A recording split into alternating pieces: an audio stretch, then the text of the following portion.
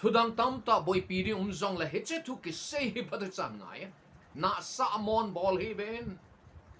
Meidil hi koi holding a ki gong ha Meidil hi mihim te dinga ki gong hi boy Meidil hi setan le sot to le hogo vam na dinga ki gong hinla mihim asay ngay lo sin setan le asot to le hogo vam na ding mo na chut achi the yin ai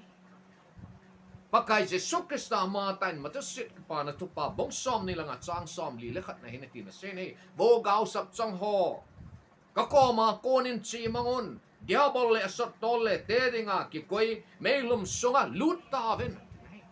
Meidil hi mihim te dinga ki gunga hinai sai pon setan le asot to le hogo vam na dinga Meidil hi ki gunga hi